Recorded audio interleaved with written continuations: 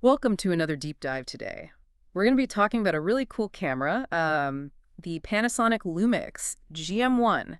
It came out quite a while ago, but people are still raving about it. Oh, yeah, it's got that special something. So we're going to be looking at this review by Leo Liang, who founded LensClear. I'm familiar with his work, yeah. He really knows his stuff. And he really loves this camera. I'm excited to hear why. What makes this camera, so special all these years later? Well, let's rewind back to, 2013 when it was released. Okay, yeah. What was the camera landscape like back then? It was like the early days of mirrorless cameras. Right. So everything was still kind of big and clunky. Exactly. And then Panasonic drops this camera that's like smaller than a deck of cards. Wow, that must turn some heads.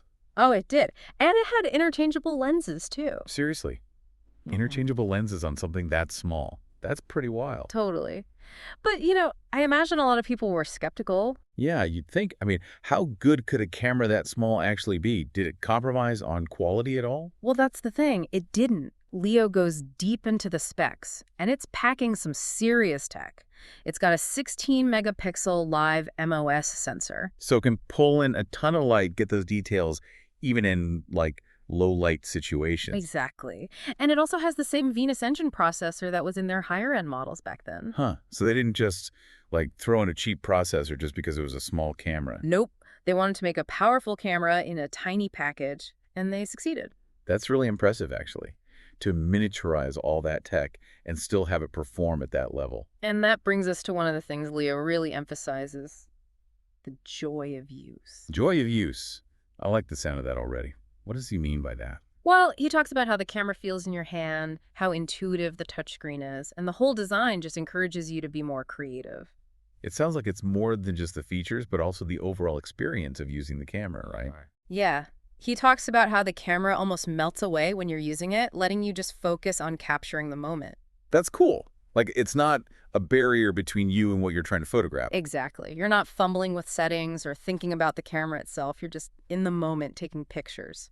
I can see how that would be a real game changer, especially back in 2013 when everything was so much bulkier. Right. No more lugging around heavy camera bags or feeling like you're wrestling with your equipment. It was like a glimpse into the future of photography, where cameras would be more about the experience and less about the tech itself. Okay, so we've got this incredibly small camera that takes amazing pictures and is a joy to use.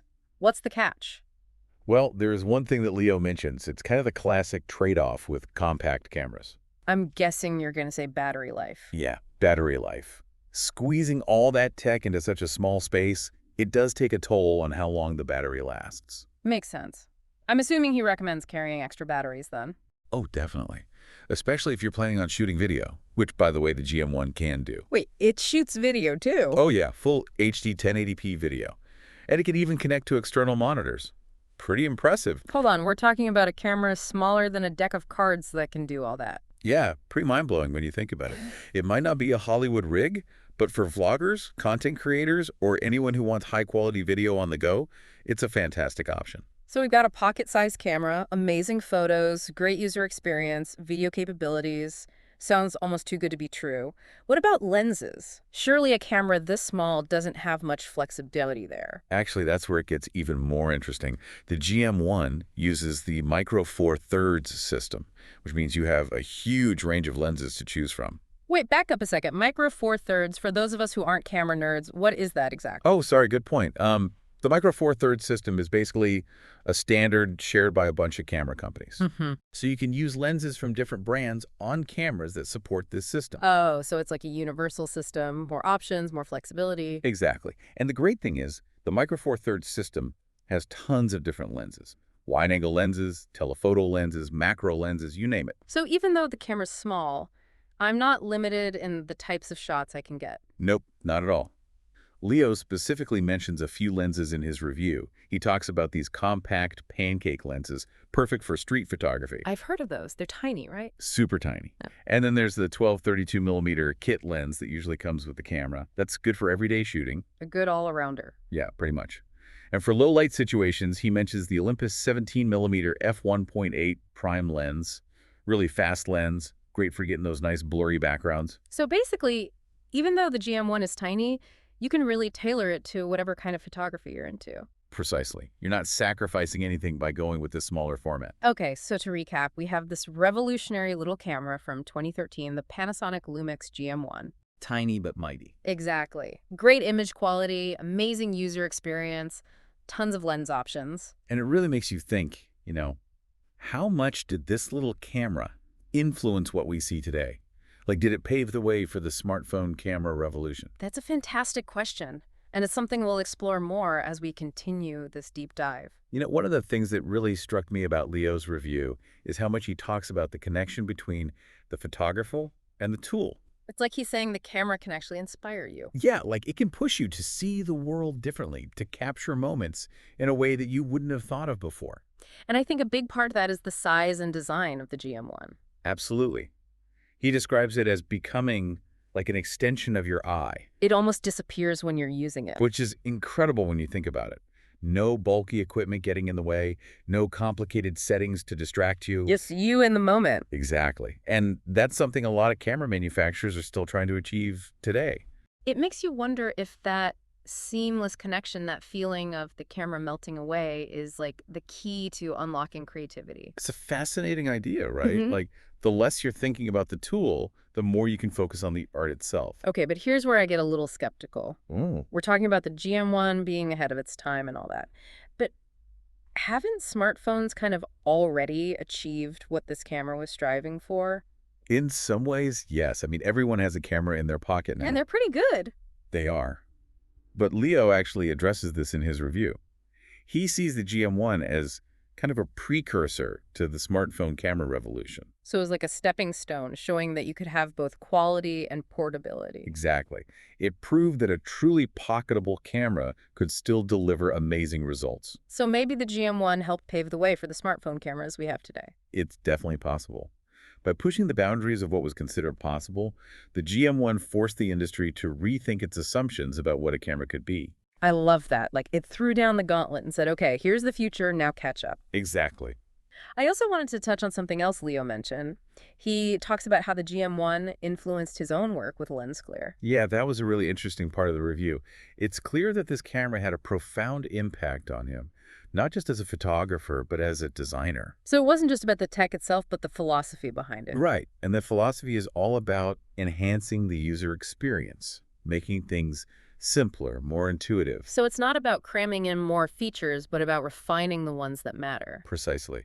Yeah. And you can see that reflected in LensClear products. They're known for their minimalist design, their focus on usability. It's like they're trying to eliminate distractions and let the photographer focus on what really matters, capturing the image. Exactly. And that idea, that commitment to simplicity and user-friendliness, it goes way beyond just cameras. It's relevant to any kind of technology, really. Absolutely.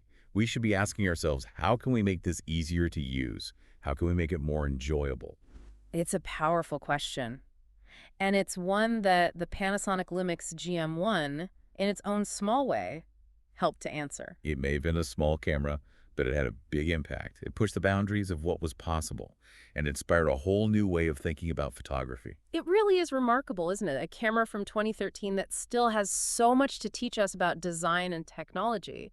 It's a reminder that sometimes the most groundbreaking innovations come in the smallest packages. And that those innovations often have a lasting impact that goes way beyond the product itself. We talked a lot about Leo's idea of the joy of use, but I'd love to dig a little deeper into that.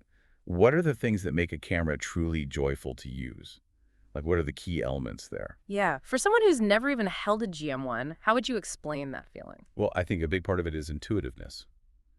The camera should feel like an extension of your hand, not something you have to fight with. So no more digging through complicated menus or trying to remember which button does what. Exactly. It should just feel natural, effortless. Okay, that makes sense.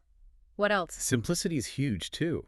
You don't need a million features that you'll never use. Just the essentials, right? Yeah, the essentials. Enough to give you creative control, but not so much that it overwhelms you.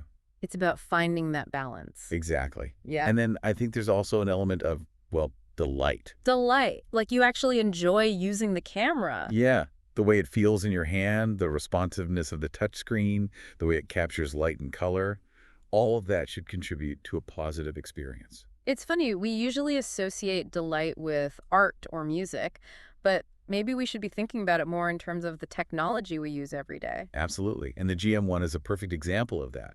It wasn't just a good camera, it was a camera that made people happy to use it. And that's a pretty special thing. So, looking ahead, do you think we'll see more cameras that embrace this joy of use philosophy? I hope so. I think there's a growing awareness that technology should be more human-centered. More intuitive, more enjoyable, more, well, delightful. Right. And the GM1 showed that it's possible. It challenged the industry to think differently about what a camera could be. It's like it said, hey, we can do this. We can make technology that enhances our lives, not complicates them. And that's a powerful message. Well, as we wrap up this deep dive, I want to thank you for joining us on this exploration of the Panasonic Lumix GM1. It's been a pleasure. It's been fascinating to look back at this little camera and see how it's still shaping the way we think about photography and technology today. It just goes to show that great design and a commitment to the user experience can have a truly lasting impact. So if you're looking for inspiration, whether you're a photographer, a designer, or just someone who appreciates good tech, the GM1 is a great example of what's possible when we put people at the center of our creations. I couldn't agree more. Until next time, keep exploring, keep creating, and never underestimate the power of a good idea.